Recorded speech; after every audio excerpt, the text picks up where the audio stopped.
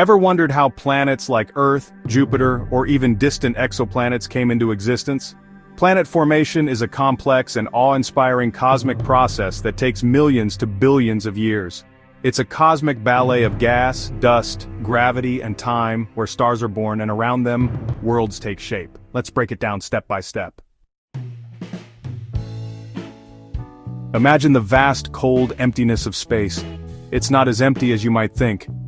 Scattered throughout galaxies are massive clouds of gas and dust, the remnants of dead and dying stars. These are the stellar nurseries, the birthplaces of stars and their planetary systems. These clouds, called nebulae, are like cosmic kitchens, filled with the raw ingredients for building planets: hydrogen, helium, and heavier elements forged in the hearts of stars. These nebulae can drift for eons, cold and dark, until something disturbs their delicate equilibrium. Perhaps a nearby supernova explosion sends shockwaves rippling through the cloud, compressing the gas and dust, or maybe the gravitational pull of a passing star nudges the cloud just enough. Whatever the trigger, the result is the same. The cloud begins to collapse under its own gravity. As the cloud collapses, it fragments into smaller, denser clumps. Within these clumps, gravity pulls the gas and dust towards the center, causing it to spin faster and faster like a figure skater pulling in their arms. As more material falls inward, the center of the clump heats up, eventually reaching temperatures hot enough to ignite nuclear fusion. A star is born. Our own solar system, including our home planet Earth, formed from such a cloud of gas and dust some 4.6 billion years ago. The Sun, our star, ignited at the center of this swirling cloud, bathing the surrounding space in light and heat. But the story doesn't end there. The leftover gas and dust, the remnants of the Sun's formation, would go on to form the planets, moons, asteroids, and comets that make up our solar system. These stellar nurseries, these vast clouds of cosmic debris, are where the journey begins. From the ashes of dead stars, new worlds arise, each with the potential to harbor life, to tell its own unique story in the grand cosmic narrative. Now let's zoom in on one of these newborn stars, still swaddled in the remnants of its parent cloud. As the star ignites, its intense gravity acts like a cosmic vacuum cleaner, pulling in the surrounding gas and dust. But instead of falling directly into the star, this material begins to swirl around it, forming a flattened, rotating disk. This is the protoplanetary disk, the cosmic construction zone where planets will be born. Picture a giant spinning frisbee made of gas and dust, glowing faintly in the light of the newborn star. The center of the disk is a maelstrom of heat and light where the young star furiously burns. But as we move further out, the temperature drops. This temperature gradient plays a crucial role in shaping the types of planets that will form. In the inner regions of the disk, close to the star's intense heat, only heavier elements like iron, nickel, and silicates can withstand the scorching temperatures. These elements will eventually coalesce to form the rocky, terrestrial planets like Earth and Mars. Further out, beyond what astronomers call the frost line, the temperature is cold enough for volatile compounds like water, methane, and ammonia to exist as ices. These ices, mixed with dust and gas, will provide the building blocks for the gas giants like Jupiter and Saturn, and the ice giants like Uranus and Neptune. Within this swirling disk, the seeds of planets are sown. Tiny grains of dust, no bigger than the width of a human hair, collide and stick together, bound by electrostatic forces, like static cling on a cosmic scale. These tiny clumps, called dust grains, are the very first step in the long process of planet formation.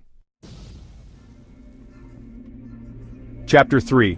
Planetesimals. Baby planets begin to form. Over thousands of years, these dust grains continue to collide and stick together within the protoplanetary disk. As they grow larger, their gravitational pull increases, attracting even more dust and gas. These growing clumps of matter, ranging in size from meters to kilometers across, are called planetesimals, the building blocks of planets. Imagine a cosmic game of marbles, but instead of marbles, we have these planetesimals constantly colliding, sticking together, or shattering apart. It's a chaotic and violent process, but through this cosmic dance, larger and larger bodies begin to emerge. As planetesimals grow, their gravitational pull becomes strong enough to clear out their orbital paths, sweeping up more material and growing even larger.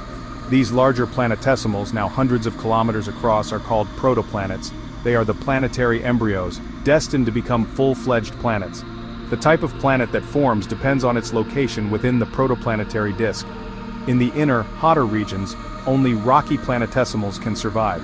These planetesimals, rich in heavy elements, will eventually collide and merge to form the terrestrial planets, like our own Earth. Further out, beyond the frost line, where temperatures are much colder, icy planetesimals reign supreme. These icy bodies, composed of water ice, methane ice, ammonia ice, and other frozen volatiles, can grow much larger than their rocky counterparts. These icy giants will eventually become the cores of the gas giants and ice giants. Chapter 4. Differentiation: Gas Giants versus Rocky Planets. Now the protoplanetary disk has transformed into a cosmic shooting gallery, with protoplanets carving out their own paths, accreting material and growing larger all the time. But the story doesn't end there. The type of planet that emerges, whether a rocky terrestrial world or a gas giant, depends on its location and the materials available in its cosmic neighborhood. In the inner solar system, close to the young fiery star, the protoplanetary disk is a hot and chaotic place. The intense heat from the star blasts away most of the lighter elements like hydrogen and helium, leaving behind a region dominated by heavier elements like iron, silicon, and oxygen. Here, rocky protoplanets reign supreme. As these rocky protoplanets continue to accrete material, their interiors heat up, melting the rock and metal.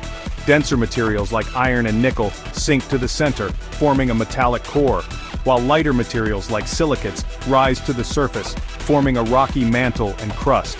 This process, called differentiation, gives rise to the layered structure we see in terrestrial planets like Earth. Meanwhile, in the outer regions of the protoplanetary disk, beyond the frost line, a different kind of planet is taking shape.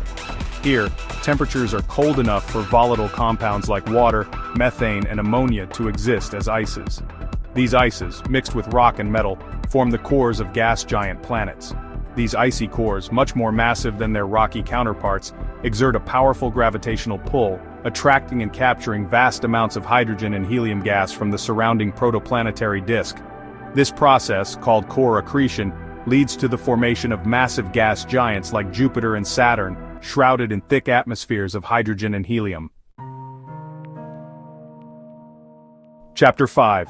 Final touches: moons, asteroids, and leftover debris. With the planets now mostly formed, the protoplanetary disk begins to thin out as the central star blasts away the remaining gas and dust with its powerful solar wind. But the story isn't over yet. The final stages of planet formation are just as crucial in shaping the solar system we see today. While the planets have cleared out most of the material in their orbital paths, a vast number of planetesimals still remain, like leftover building blocks scattered across the construction site.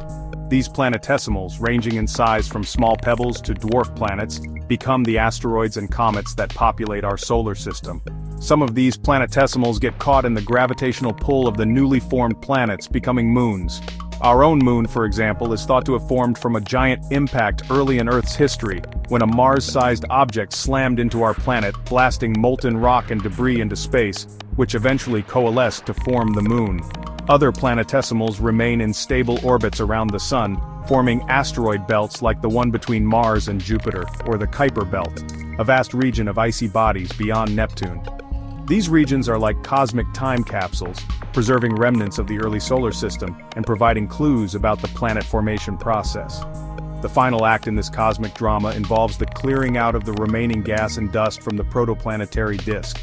The young star, now shining brightly, emits a powerful solar wind, a stream of charged particles that sweeps through the solar system, pushing away the remaining gas and dust, leaving behind a cleared-out, well-defined planetary system.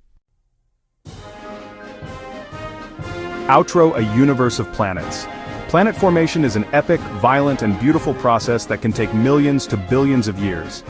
Every planet has a unique story, shaped by the location, materials, and cosmic events around it. From the initial collapse of a giant molecular cloud to the formation of planets, moons, and asteroids, the story of planet formation is a testament to the power of gravity, time, and the intricate dance of cosmic matter. And with new telescopes like James Webb, scientists are now witnessing planetary birth in distant star systems, unlocking more secrets of how worlds like ours come to be.